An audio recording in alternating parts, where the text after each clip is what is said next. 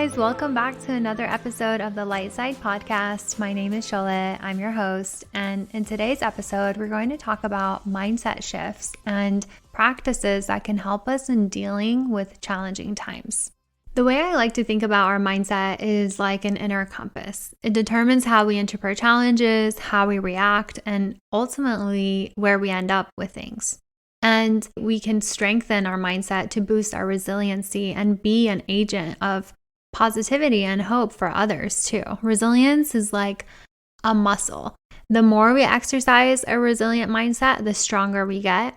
And our mindset shapes our reality. Like having sunglasses can change how we see things and filter out the colors. We can filter out our experiences. With a positive mindset, we can make difficulties more manageable.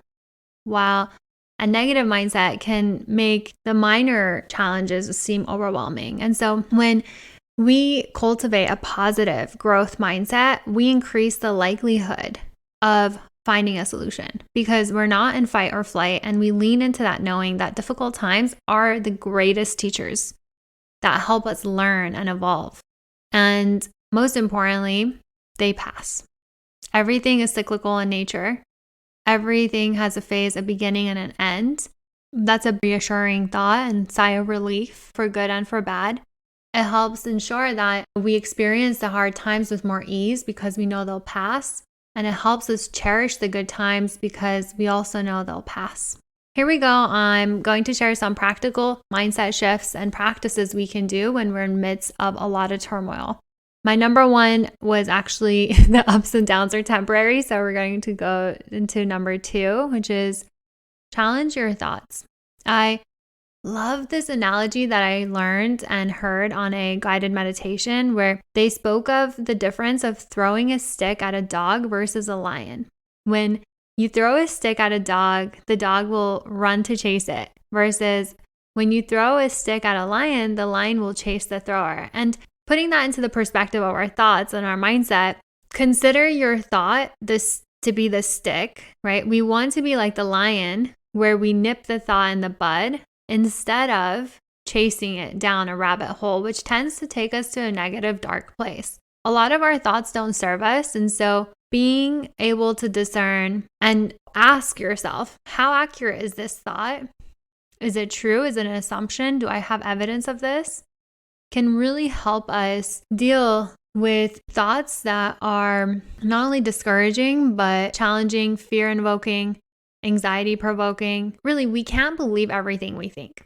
There's a lot of fear-induced thoughts that flood in, and we need to be able to be like that lion and stop the thought right there. And what you can do is say, not right now. It really is powerful to be able to stop yourself at the very beginning of a thought and shift your focus. What you can do is focus on your breath.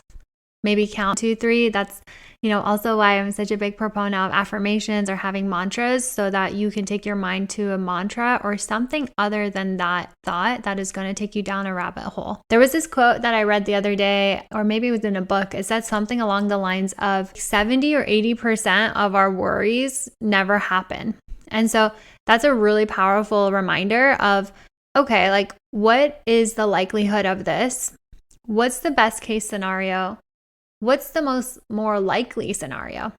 And really ground ourselves going down the rabbit hole of something that's very unlikely and is just adding turmoil and pain to your now, to your present moment. And I think that's one of the most powerful things we can do for ourselves, is doing even the smallest thing to improve our now is the way to getting a happier overall life, because our life is accumulation of nows, is accumulation of present moments, right? And so if we can manage our now so that we are less anxious, we are less worried, we are less consumed by fear, and that shifts our experiences so much, like we talked about in the first episode. And the flip side of fear is peace and ease. Leading into number 3, and this is really around growth and learning from fear and seeing it as an opportunity to learn and grow. For instance, the news shares something that's deeply frustrating and hard to witness, and it shares a narrative, a story, and this is a lot of times where we subscribe to a certain channel and then we adopt and embody that channel's belief systems. Whereas,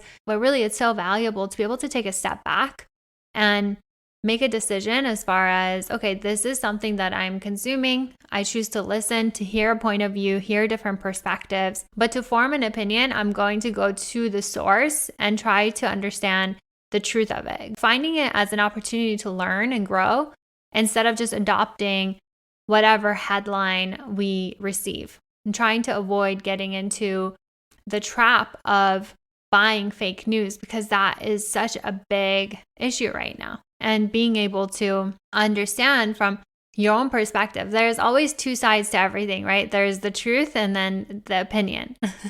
Or maybe there's three sides. It's like your point of view, the opposing point of view, and the truth. And so being able to set aside our agenda, set aside obviously we each have our own conditioning, our own triggers, but being able to set that aside, to see it as an opportunity to grow, learn on a topic, maybe become something you dive deep into. I love using ChatGPT as a source of, obviously it's not going to give you current events. I think the latest is as of January 2022, but it is going to be able to share history with you if you're interested in the history of something, so you can form your own opinion. It is really powerful in doing that, and really allowing ourselves to be able to change the dialogue, the paradigm of the experience. There's a lot of wisdom in the teachings that say darkness can't take out darkness, only light can. And the same thing, like hate cannot take out hate. And so consider, how can I add to the light, to the positivity? It's not to say, that we need to stand on a podium and preach. We're all experiencing and learning and growing together as a collective. No one person knows it all. We are at different stages of our growth, of course, but sometimes standing in our light means shining through educating ourselves, through learning, through giving the energy that we want to be the change, not just someone who speaks of it. It's focusing our energy on what we want things to be versus what they are. Giving energy to what we want versus what is. So as we all know, no amount of focus on hate will take out hate. It exasperates it. If someone is really set on their way of thinking one way, it's really tempting to try to convince them otherwise. I say that from firsthand experience, but that's engaging in almost an argument, because it's like our ego comes in to prove that your perspective is more true, which aggravates the other person even more, because their ego then will chime in to want to be right instead. And so the only way through is within in some cases. And sometimes that means leaving a conversation without proving your point. It means focusing your attention and energy on bringing the light through, which is why I love meditating and prayer instead of fueling the fire. There is so many ways that people can get to the truth of something if they really want to. And choosing to learn another perspective is a personal choice. It's a decision that no one can force on anyone. Is helpful in avoiding the disruption of our peace. Another way to think about it, think of it like pushing against the wall. Two people are on each side, on opposing sides of a solid wall. They try to move it. No matter how much force they apply, the wall is gonna remain unmoved. It's the same thing when we're trying to convince each other with opposing viewpoints. We often end up exerting a ton of energy, like pushing against the wall, but without making any progress. And so, the idea of trying to confront negativity with confrontation, that it really just takes and drains your energy. And instead, we can embody positivity, educate ourselves, and disengage from debates that aren't necessarily going to move the needle. That sometimes, it does happen gradually through conversations, through many conversations. Someone's perspective may shift. But what can really help move the needle is knowing, for one, as humans, we have the tendency to want to problem solve. We focus on the negative because we're trying to find things to fix, without realizing that we may be exasperating it. And the way to sometimes solve things and to get through anger is through active listening. and asking open-ended questions, helping break down the frustration by engaging with someone through seeking to understand them, not to win them, not to prove them a certain way, not to try to convince them otherwise. And also knowing that we each have a certain perspective, putting ourselves in other people's shoes and recognizing that there's a reason why people have a certain perspective, practicing empathy and patience, and also knowing when to disengage, because your energy, again, going back to us focusing on improving our nows, because our life is a collective of our nows, our now moments, our present moments. Our nows is the correct way of saying it. We want to be able to disengage when things are unproductive and are draining.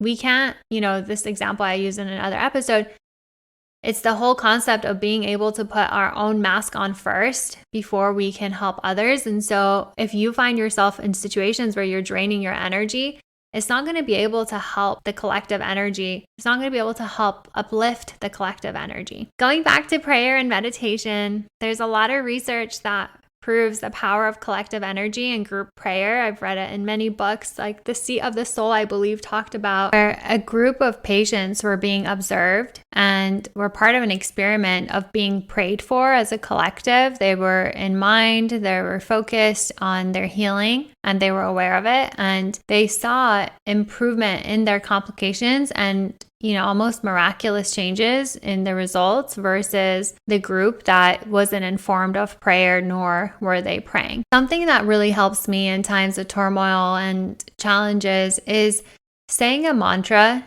that, doesn't have to be religious. It can just be something along the lines of, may I be well, may I be healthy, may I be at peace. And maybe taking it further to say, thank you for the light that guides me, for the love that uplifts me. In challenges, I stand tall with hope and strength through it all.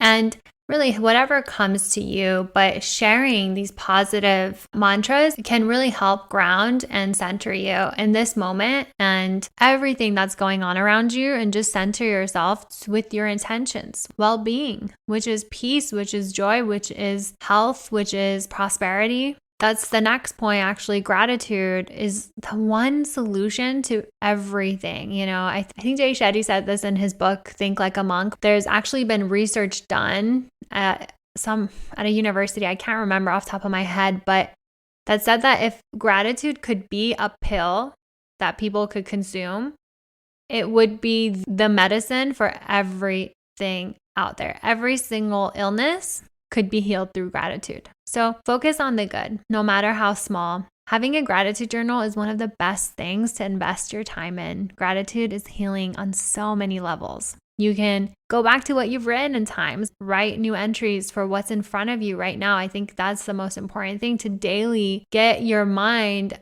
thinking about what is in front of you right now that you truly from your heart appreciate. It's also helpful to do this exercise of thinking back on times when you did have a really difficult experience, challenging time, and think about how that past, have that as an example to lean on. Number 6 is reframe the negative dialogue with positive affirmations. I'm making a separate episode for affirmations, but remember, words are spells. Like Bruce Lee says, that's why it's called spelling. Also, I'm not certain if that was actually said by Bruce Lee. I've just seen it a lot on the internet, so correct me if I'm wrong.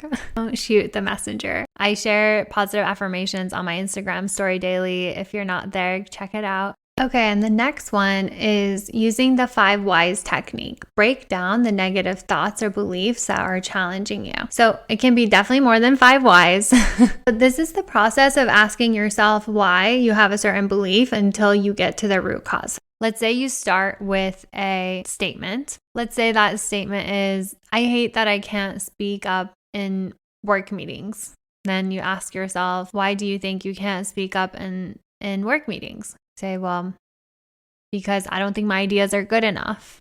And then you ask yourself, well, why don't you think your ideas are good enough? So it's because people laugh or tell me my idea wasn't good. And then it's like, okay, well, why do you think that your idea wasn't good? And, maybe I didn't fully research it or think it through. And it's like, well, why didn't you? And it's like, because I have too much on my plate. I didn't have enough time. Okay. So that's the problem. The problem isn't that your ideas aren't good enough, but it's that your workload is too big, or your time management is where we need to work on to fully create an idea. So it doesn't necessarily have to do with you hating to speak up at meetings because your ideas aren't good enough, but so that you have enough time to formulate an idea so that you can present it. And that's the level of digging we can do on our negative beliefs so that we can really put them aside for good, put them to rest. Addressing our negative beliefs heads on also helps us with that whole fear of rejection that we face that keeps us small, because, we're breaking down the negative belief to really discern its validity, if it's actually even valid, and then have a plan to address it and truly overcome it. And that's when we become unstoppable, because our negative beliefs, fears, and thoughts that aren't serving us can no longer hold us back. So that's what we can do to really break down our negative beliefs or thoughts so that they stop reoccurring and they stop being in our way. Which takes me to point number 8, and that's consuming media mindfully. If we can detach from the news as part of our morning routine, that's like planting a huge seed of peace and joy in your daily life. Many news channels and even social media are feeding stories that are typically given top down. Aside from that, so much false news is circulated and goes viral on various platforms. They are triggering. They're extremely triggering. And it can take our mind just a few seconds to get distraught by it. And before we know it, we've spent hours going down a rabbit hole or engaging in a lot of really heated conversations, which really makes us part of the problem instead of being able to help the problem. Because when we do that, we can't help the cause of the good, the light, the peace, when we're also going down the rabbit hole of pain, hatred, and anger. So I really suggest doing this if you can. It's one of the best things I did for my mental health, to have a balance of your news intake, to have like a weekly news recap versus engaging in it every hour of every day. I understand sometimes there's like key breaking news happening, but being mindful to limit the intake and then try to offset it with positivity, especially when it feels like, we can't really do much. If we think about the collective energy, we're just adding on more fuel to the fire versus offsetting it with joy and happiness and peace. I'll try to avoid going on a big tangent about the news, but really a lot of times what news does is it triggers fear and worry in us, and it fuels us in a way in which it brings our energy down to lower vibrations, which makes us a match for lower vibration events and things that we don't want to experience. So granted, I'm saying all of this generally speaking. Obviously, we each have a different disposition for news and different energies that we can consume, but there is such a thing as being overly stimulated. With so much happening, there's never been a time in history that we could get so much live news of misfortune and bad things happening around the world, and even within our neighborhoods. And I appreciate that awareness is really key. It's important in order to safeguard ourselves and to keep ourselves feeling secure. But there's also too much information at times. Like sometimes ignorance is bliss, right? There is, when I think about the time I lived in New York, I had a friend who had an app, and the app told her every time there was somebody either walking around with a knife or a gun. And, New York City is obviously very condensed. And I remember she would always raise like, oh my goodness, there's somebody seen with a knife just right down the street from us. There were, I spent 7 years and 9 months in New York City, 7.5 years. I never once, came across any, there was definitely times where I experienced hostility in the subway or other places or on the street. But the fact that I wasn't focused on it, I wasn't attracting it. And, I talked about this in my last episode. I think sometimes news tends to get us on edge, tends to get us in the energy of fear, which matches us to things to be fearful of and to experiences that are of low vibrational energy. And really disconnecting yourself from the news can be so beneficial in so many aspects, not only for your mental health, but just for your overall well-being. There is a thing as too much information, right? There's like, everyone goes through hardship. Everyone goes through happiness and smiles, everyone to their own degree. It's subjective. People experience things differently. They have different measures of happiness and success, etc. But, we should also be able to enjoy our moment in the sun, as Brianna Weiss puts it. Everything is temporary. And so this moment that I have right now, I'm going to cherish it.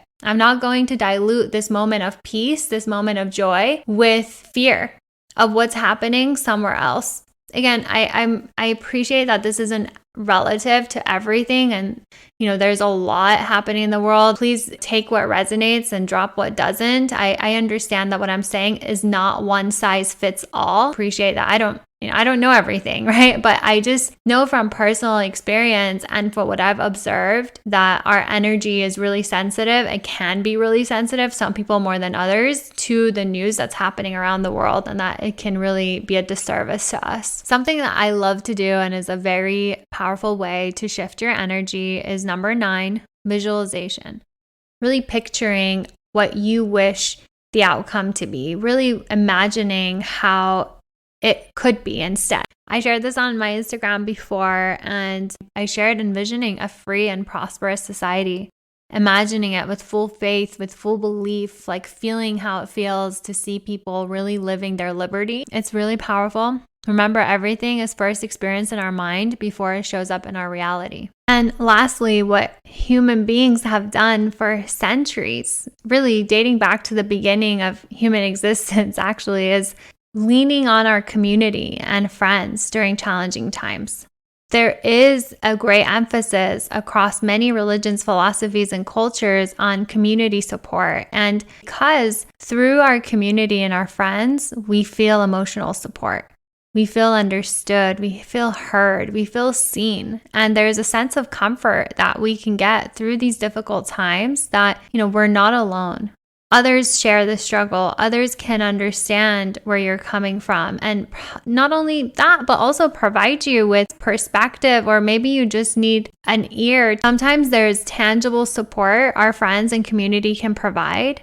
And other times it's just the simple act of talking about problems and difficulties that help make them feel more manageable. You're not alone. And there is a reason why there's over 8 billion of us. I encourage you to practice these, engage with your friends, your community, reach out to a coach. A coach is an amazing resource to help you during challenging times. The coaches can help you plan and dig deep, and therapists as well, of course. Sometimes all we need is a little push to get through difficult times, and knowing that we have people in our lives, whether it's your friends, your family, a community, or a coach, a therapist, whatever it may be, but that you have people who are rooting for you, that are helping you through, keeping you accountable, but just being there and reinforcing a sense of belonging, a sense of purpose, a sense of togetherness. It's really vital for our mental and our spiritual well-being.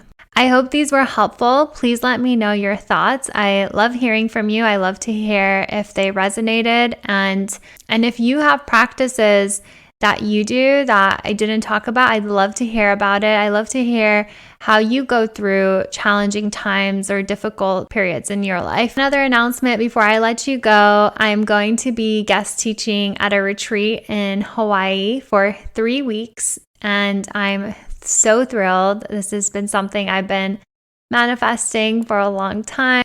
I'm going to be partaking both in the 200-hour yoga teacher training, but also I'll be teaching inner growth workshops. For whoever signs up with me or through me, you will receive a gift and a surprise. And depending on when you book, because I'm not sure when you'll be listening to this episode, please reach out to me. I may have a discount code for you as well. Let me know if you have questions. I'm happy to share details. It is on the most sacred land that I have ever experienced. After all the travels I've done through South America and Asia and just throughout the world, it is extremely spiritual. It is so serene. You get fully disconnected. You are about 2 hours outside of the airport in Maui, on East Maui, and you are surrounded by the forest. You can see every single star in the sky, including the Milky Way galaxy.